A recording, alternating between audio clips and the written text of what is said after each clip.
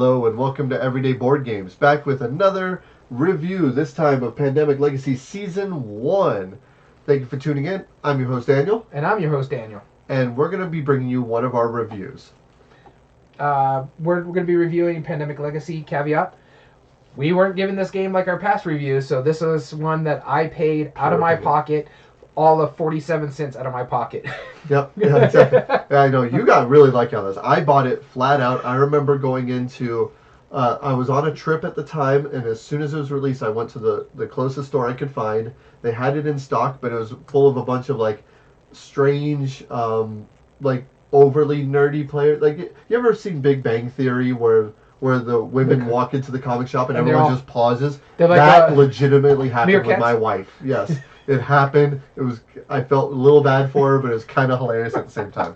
So we have that going into it. So what Pandemic Legacy Season 1 is, it's a game that takes the pandemic structure, which originally was a game where there was 4 diseases spreading around the world, and you were working cooperatively together to try and cure those diseases, or at least find cures for those.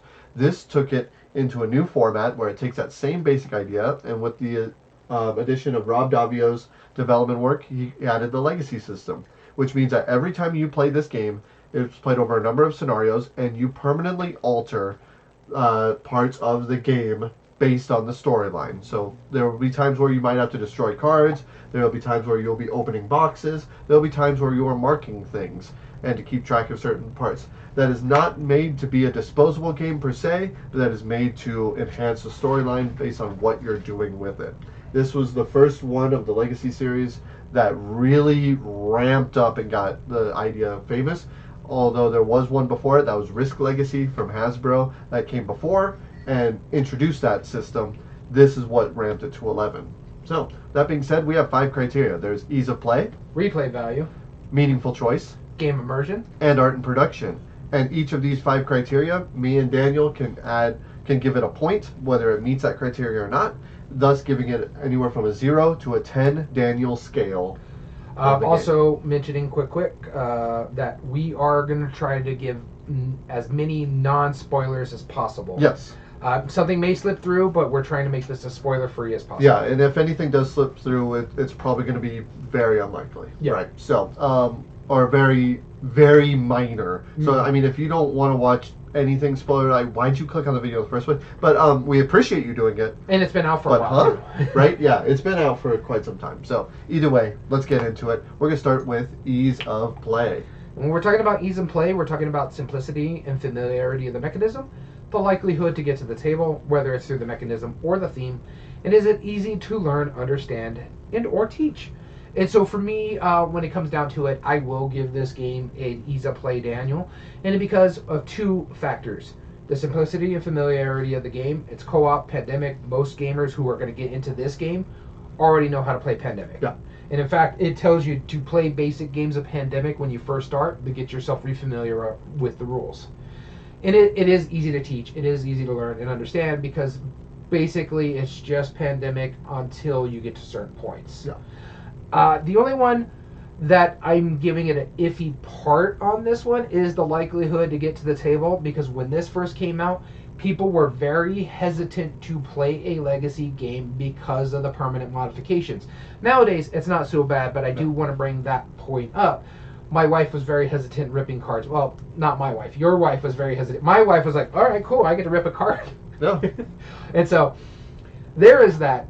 But other than that, it is giving a Daniel for me. Yeah, I mean, it has that negative stigma. People think, like, oh, I'm not going to play a disposable one-time use game, especially for this expense. That's really, really defeating the purpose of what it is. Mm-hmm. I'll get more into that later. But ease of play for me, again, it's based on the Pandemic system. Pandemic has already been reused a number of times, and it's kind of like it's kind of described as the do some good stuff, then do a bad thing. Then just go back and forth until you run out, until either really bad stuff happens or really good things happen, right? It's a very simple, easy to learn game, and one of the reasons it got so well known is because this system of the cooperative nature of it really lends itself really well into board games. Like, I know there is a slew of people who were like, I only play competitive games just because I don't like working against something that's not something I have control over, and this is like technically an AI system that's using it.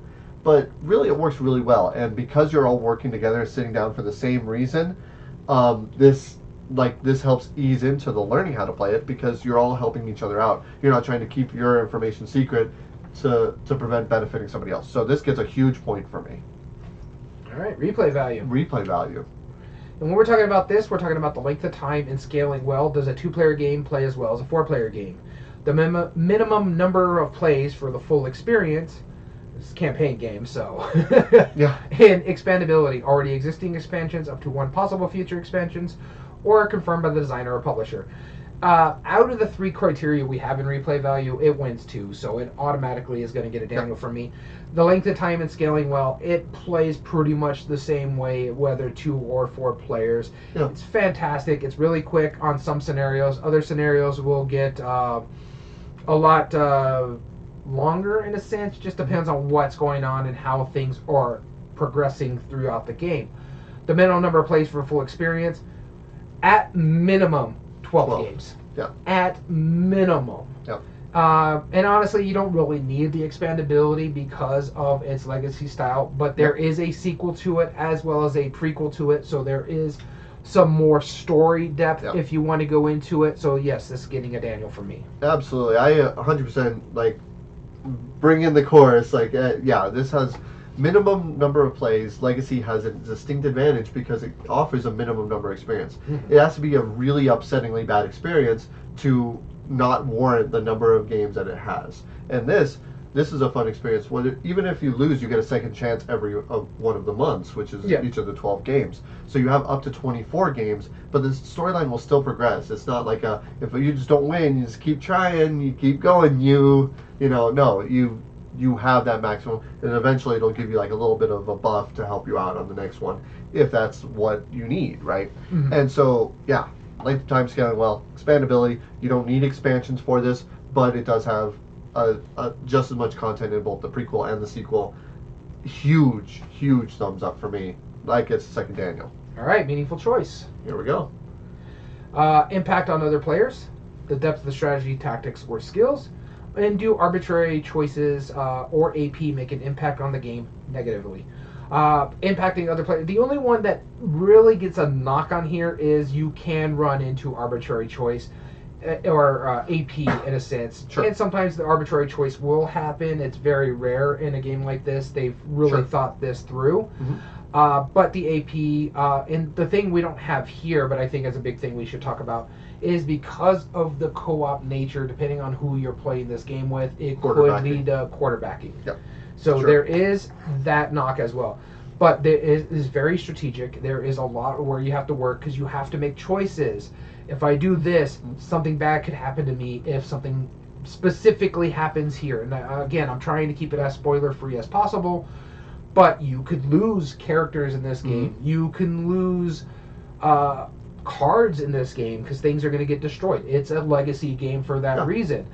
Yeah. I also like making frivolous choices might lead to that point. And I also like the fact that the game itself has a built-in thing. Like if you're losing a lot, this can help you. Yes. If you're winning too much, well, we're going to ramp this down and make it a little bit more difficult for you. So it has its in-game where you have to be more strategic and play better tactics and work as a group to get in there. So this gets a Daniel for me on the meaningful choice because of the built-in system, plus a lot of the impacting in your strategies and stuff like that. Absolutely, I agree with that 100%. And one thing that I don't think that a lot of reviewers will bring out the point that the actual AI system in Pandemic, there's a little bit of randomness to which ones come up. And when you get your Epidemic cards, that's when the discard pile gets shuffled up and put back on top of the deck.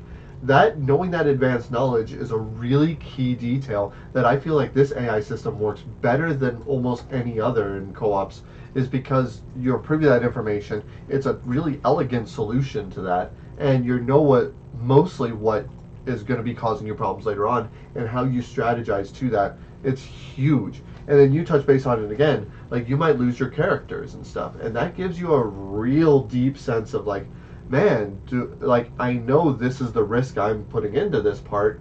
Do I want to make that calculated risk into what I know, what might be the bad end of this outcome. Mm-hmm. It's huge. Out of all of these, oh man, I want to say this is my biggest Daniel. I don't think it is actually. No. It's just shy of my biggest Daniel. Same. But again, this gets a Daniel for me. Now we're going into game immersion. Is the game fun to lose? Play interactions, which means table talk, role playing. Are you getting into your character and talking with your other group, whether it's trash talking and stuff like that? And memorable moments.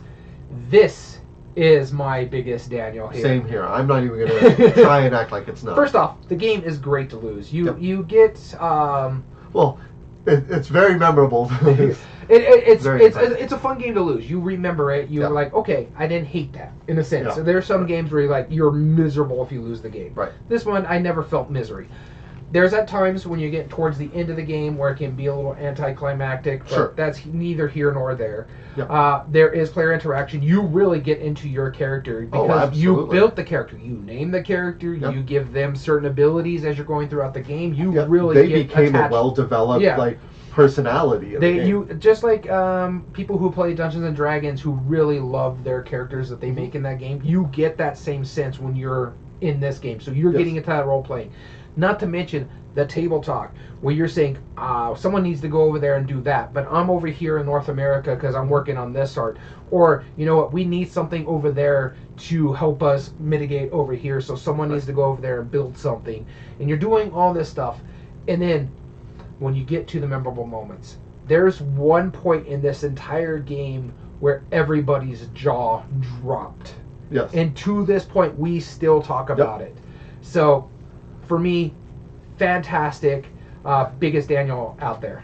Yeah, absolutely. And that's the thing. Anybody who's played this campaign understands that moment and understands how impactful that was to the whole experience. That it was unlike anything else. That is an experience that if I was not worried about spoilers, I would be telling right here, right now. And that's one that I would tell my kids about because of just how amazing that experience was. Yes. It was huge. And not only that, like the rest of the game ties into it really well. This has one of the most immersive experiences you can get in a game. And again, like I'm going to hark back to like losing a character. If you are at that point where you might lose your character, that is so incredibly meaningful. It breaks your heart. We had a point where we lost a character, and we went to bed upset. Like we genuinely went to bed we finished the game and we're like, we don't want to play any more games tonight. Like this impacted us on a new level I had not previously experienced with board games. And I think our friend Illuminous brought up their tone deaf wrestling bard. That's something you're gonna have with you for the rest of your life. That has some of the most meaningful parts of this game. It's massive. A huge Daniel for me. And finally, we have art and production.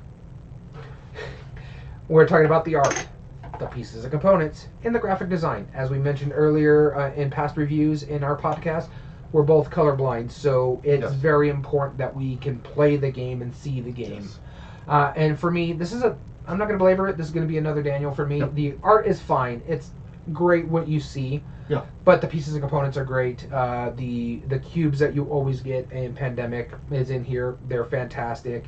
Yep. The graphic design is really well read. You can see the lines on the board where what's connected, what's not connected. We've mentioned it. There's stickers in here that you put around and stuff like that. Yep. Easily pillable and placeable.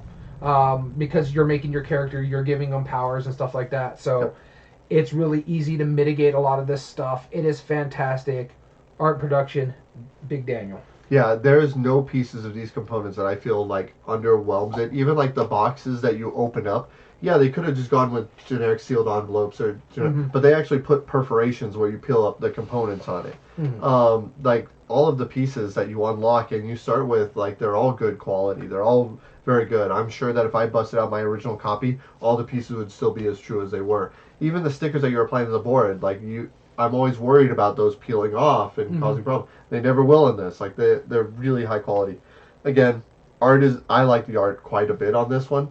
And the piece of components are great. Graphic design is very clear. Daniel for me. Which means This is only the second example of this ever happening in our reviews. This gets a 10 out of 10. Yes, it does. All right. The other game, Bullet. Bullet Heart. Bullet was the only other one that did from us. So congratulations to Z-Man Games, Pandemic Legacy Season 1. We love this game. We adore it. This is one of my favorite games of all time. And it's one of my favorite experiences of all time. I don't know if it for sure it's one of my favorite games because there was some issues with it towards the end of the game. That's true. Like one of my favorite experiences. Yeah. And so if you are at all unsure if you think Legacy is for you, this is the one to try. Mm-hmm. I believe. I agree. And the thing is, like, you see, I have a blue box here. They come in two different colors. I think it's blue and red for the season blue and red for the season 1. Yeah, and they're functionally the exact same. It's the exact same game, so don't think you're getting a knockoff or something like that. It's just functionally, there's just, or not functionally, but there's just two different design. Yeah. So we want to thank you so much for tuning in. Tell us what you think down in the comments. Check out our other reviews and check out our stuff on all of our other media channels as well. So we want to thank you so much for tuning in. As always, I've been your host, Daniel. And I've been your host, Daniel. And we want to thank you for listening to Everyday Board Games. And remember, every day is a good day for board gaming.